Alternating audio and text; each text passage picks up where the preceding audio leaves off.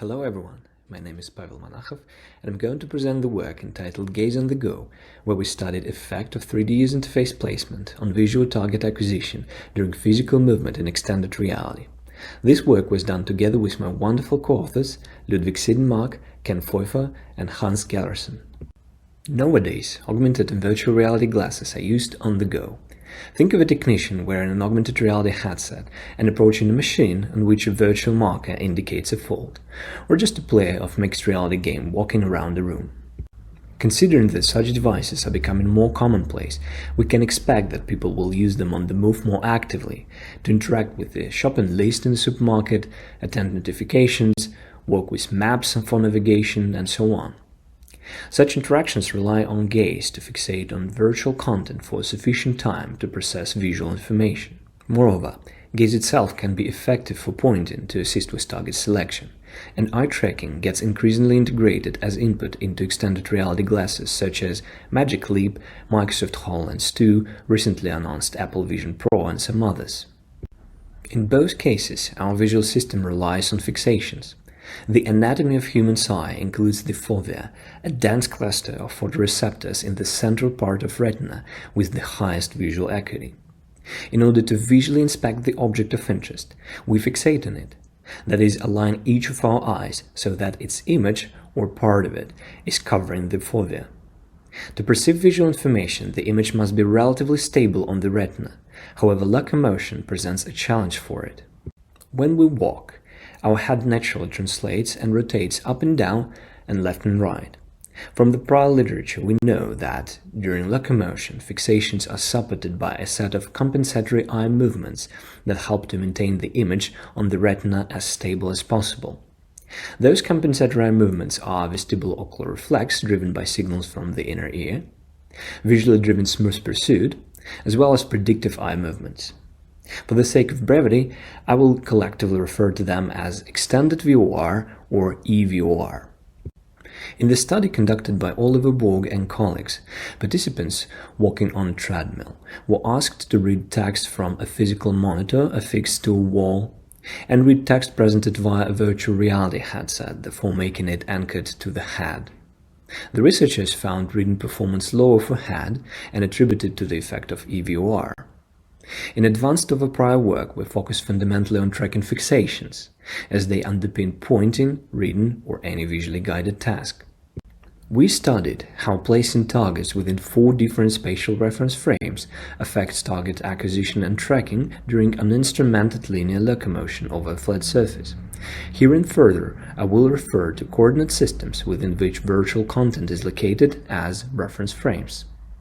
We compared head and world reference frames, where targets are affixed to the participant's head and the surrounding environment respectively, with HeadDelay reference frame, where targets also follow head translation and rotation as in head, but do that with a delay to simulate an inertia effect. The use of this reference frame is recommended by Magic Leap mixed reality design guidelines, however, it hasn't been studied before. We also proposed a novel path reference frame, which translates according to the user's walking path by taking historical information into account. Importantly, the origin of this reference frame moves along a predicted path and always stays in the middle of it, effectively ignoring vertical and horizontal oscillations of the person's head. In our experiment, the targets were placed in the middle of a virtual track, at a constant distance from the participant and height above the ground. We asked participants to go back and forth along a linear track in a virtual environment aligned with its physical counterpart, wearing an HTC Vive Pro Eye VR headset, and simultaneously track targets with the eyes. The target would initially appear in the center of the field of view, but then jump to the periphery. The participants were asked to follow it and keep looking at it until they hear a confirmation sound. This way we managed to gather at least 1.2 seconds of data per trial.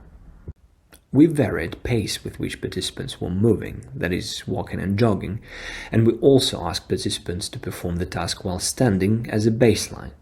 We also varied the direction and how far the targets jump, as well as depth at which the targets were presented. All experimental factors except for depth were within subject.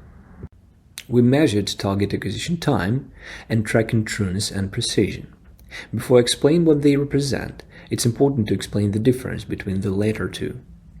Trueness was measured as an angular distance between the mean gaze direction during a fixation and the target location, while precision was measured as standard deviation of angular differences between the mean gaze direction and each data point in the fixation. Acquisition time translates to speed with which a person can acquire the target with their eyes. While trueness and precision together characterize point-in accuracy when gaze is used as an input modality, precision alone reflects how stable fixation is and therefore legibility of fixated information. With this, I proceed to the main results of this study. Our results demonstrate that, regardless of the movement pace, it takes more time to acquire the target on the go than while standing. As opposed to acquisition time, both trueness and precision deteriorate with higher pace, though precision is affected more severely. Moreover, we found that during uninstrumented locomotion, head reference targets can be fixated with significantly lower stability than world-referenced ones, which reflects prior results for walking on a treadmill. Smoothing movement of the target affixed to the head helps to increase precision and decrease acquisition time relative to the rigid head reference placement. Moreover, our study clearly shows that the novel path reference frame allows a person to acquire targets and keep fixating on them as fast and as accurate as if they were stationary relative to world while affording mobility. We asked participants to compare how easy it is to fixate targets in all 4 reference frames on the go. The results of subjective assessment repeat the results for precision, which means people can perceive the difference in track and fixation stability. The world reference frame differs from path in that in world, the target is getting closer when the person is moving towards it, making the participant's eyes converge as shown on the slide. The fact that neither in terms of trueness nor precision path does not differ from world indicates that vergence doesn't have significant effect on track and fixation accuracy. High precision in both path and world reference frames can be explained by the effect of EVOR. The typical trajectories of the target movement in a participant's visual field are shown on this slide. In case of the path reference frame, it repeats vertical and horizontal head oscillations induced by locomotion. In case of world, since the target is placed to the side of the track, that is, not directly in front of the participant, it exhibits the same movement as in path, plus an additional component originating from the constantly decreasing distance between the person's head and the target. In both cases, the trajectories are highly predictable, and therefore our visual system has no trouble tracking it. On the contrary, in the head reference frame, the target is fixed in the visual field, but EVOR still moves the gaze around the target, affecting fixation stability as we see in our results, making it harder to perceive visual feedback. Introducing inertia to the target's movement helps our visual system. However, since the target exhibits less predictable self-motion, as shown on this slide, EVOR helps in lesser extent compared to, for instance, path. As a result, we can conclude that the more stable the target within the plane perpendicular to the direction of locomotion, the higher acquisition speed and stability of track and fixation, which is important for both perception of visual information and point-in accuracy if gaze is used as an input modality. These results suggest that spatial user interfaces of extended reality glasses that do not support positional tracking but support rotational should be placed within HeadDelay reference frame. We can speculate that with a longer delay, the performance of this reference frame will get closer to path because it should decrease the negative influence of the target self-motion on fixation precision.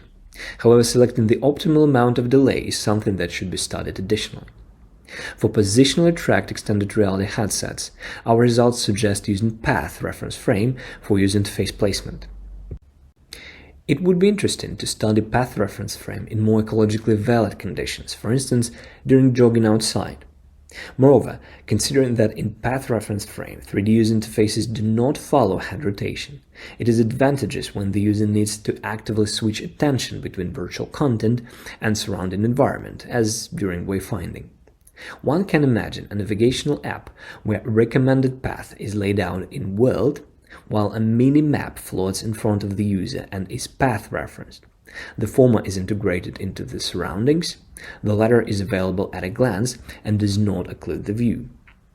We can also envision the use of path reference frame in the conditions outside of natural locomotion, for example, while riding a bike, where it can aid acquisition and tracking of vital information.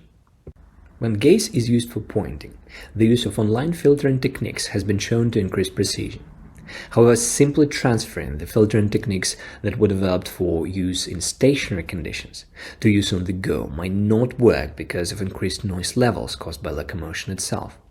More research is necessary to explore potential online filters suitable for the use on the move. Another promising approach is to stop using the line of sight as a direct pointing mechanism altogether and rely on the correlation between eye movements and a UI control trajectory. Targets can move in the plane perpendicular to the direction of locomotion or in depth. Such approach is less prone to issues with low trueness and can be advantageous, especially considering our findings regarding vergence. That's it for me. You can find a full text of our paper behind the QR code presented on the slide. Thank you for listening.